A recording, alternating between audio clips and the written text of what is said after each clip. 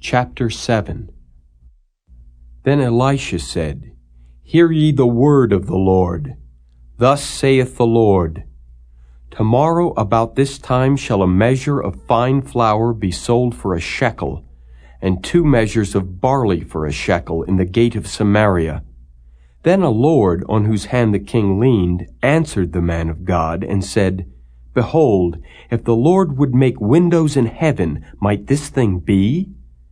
And he said, Behold, thou shalt see it with thine eyes, but shalt not eat thereof. And there were 4 leprous men at the entering in of the gate, and they said one to another, Why sit we here until we die? If we say, We will enter into the city, then the famine is in the city, and we shall die there. And if we sit still here, we die also.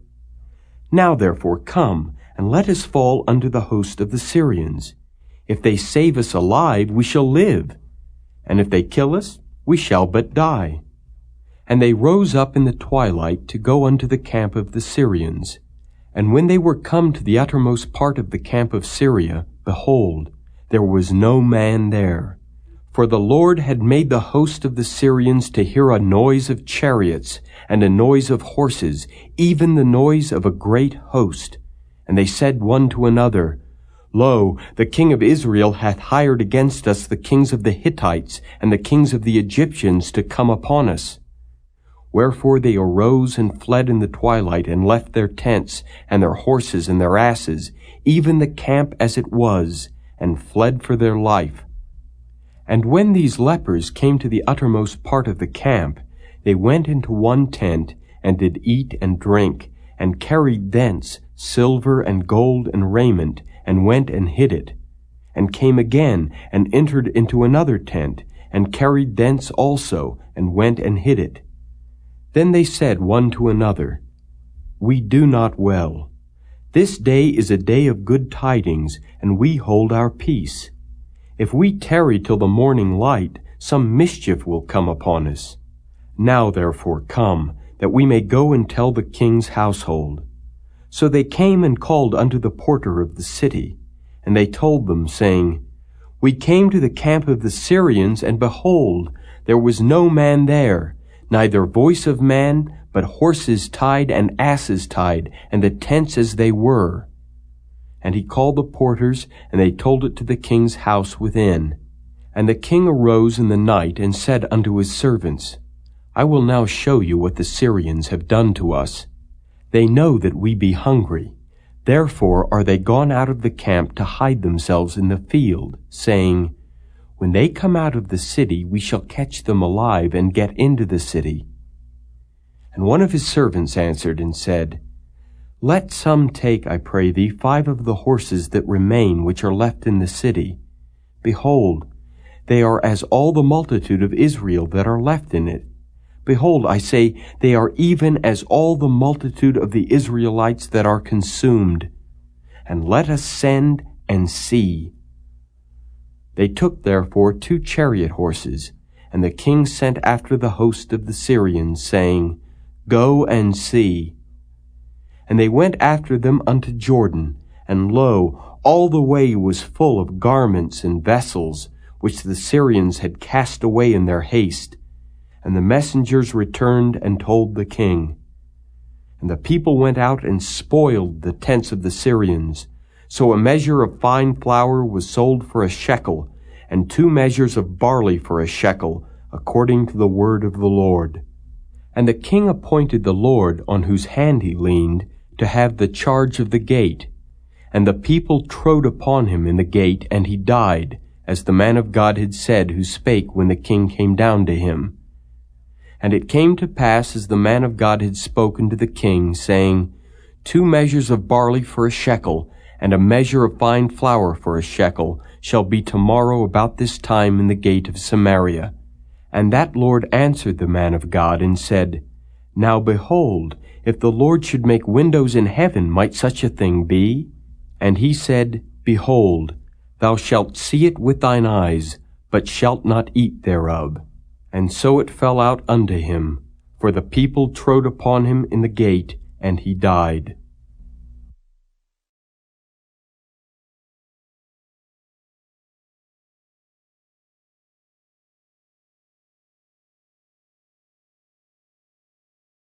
Chapter 8. Then spake Elisha unto the woman whose son he had restored to life, saying, Arise, and go thou and thine household, and sojourn wheresoever thou canst sojourn.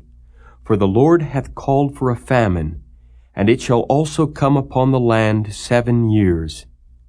And the woman arose, and did after the saying of the man of God. And she went with her household, and sojourned in the land of the Philistines 7 years. And it came to pass at the 7 years' end, that the woman returned out of the land of the Philistines. And she went forth to cry unto the king for her house and for her land. And the king talked with Gehazi, the servant of the man of God, saying, Tell me, I pray thee, all the great things that Elisha hath done. And it came to pass, as he was telling the king how he had restored a dead body to life, that, behold, the woman whose son he had restored to life cried to the king for her house and for her land. And Gehazi said, My lord, O king, this is the woman, and this is her son, whom Elisha restored to life. And when the king asked the woman, she told him. So the king appointed unto her a certain officer, saying, Restore all that was hers, and all the fruits of the field since the day that she left the land, even until now.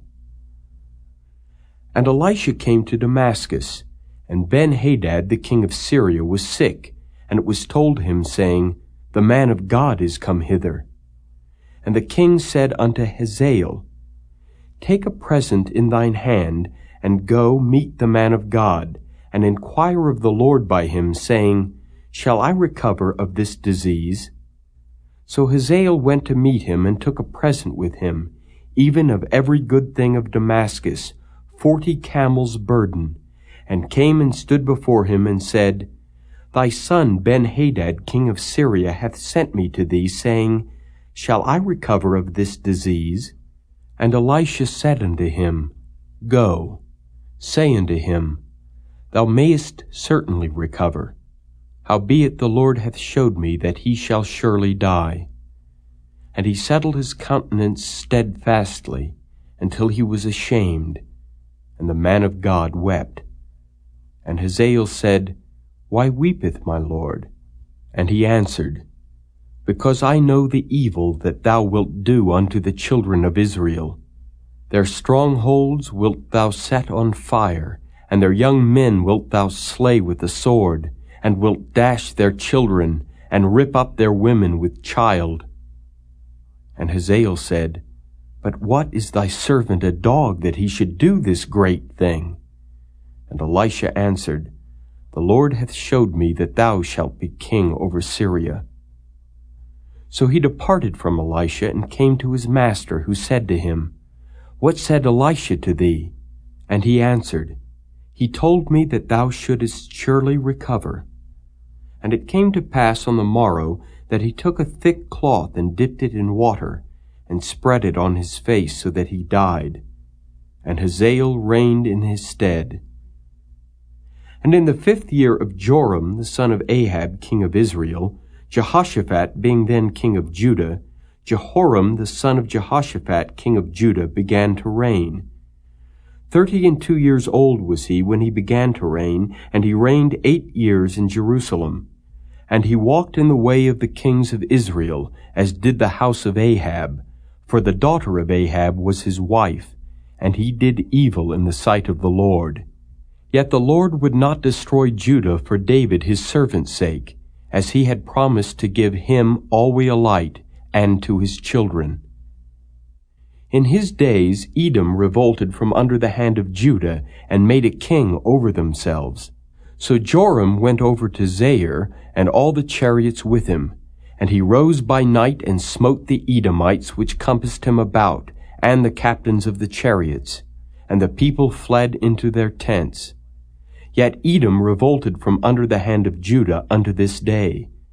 Then Libnah revolted at the same time. And the rest of the acts of Joram, and all that he did, are they not written in the book of the Chronicles of the kings of Judah? And Joram slept with his fathers, and was buried with his fathers in the city of David. And Ahaziah his son reigned in his stead. In the 12th year of Joram the son of Ahab king of Israel did Ahaziah the son of Jehoram king of Judah begin to reign. 22 years old was Ahaziah when he began to reign, and he reigned 1 year in Jerusalem. And his mother's name was Athaliah, the daughter of Omri, king of Israel. And he walked in the way of the house of Ahab, and did evil in the sight of the Lord, as did the house of Ahab, for he was the son-in-law of the house of Ahab. And he went with Joram the son of Ahab to war against Hazael, king of Syria, in Ramoth-Gilead, and the Syrians wounded Joram. And King Joram went back to be healed in Jezreel of the wounds which the Syrians had given him at Ramah when he fought against Hazael, king of Syria. And Ahaziah the son of Jehoram, king of Judah, went down to see Joram the son of Ahab in Jezreel, because he was sick.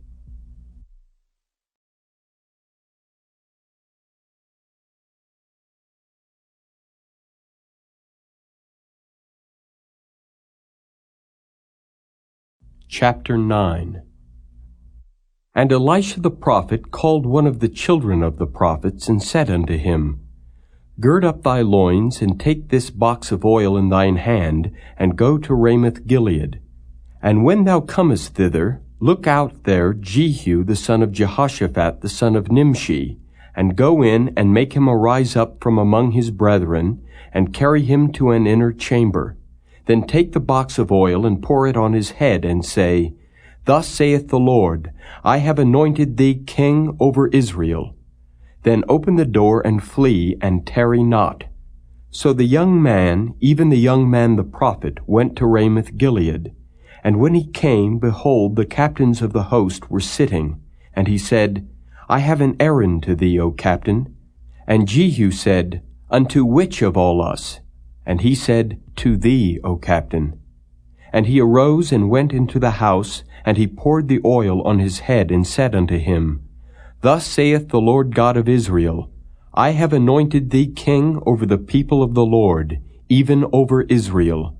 And thou shalt smite the house of Ahab thy master, that I may avenge the blood of my servants the prophets, and the blood of all the servants of the Lord at the hand of Jezebel. For the whole house of Ahab shall perish, and I will cut off from Ahab him that pisseth against the wall, and him that is shut up and left in Israel.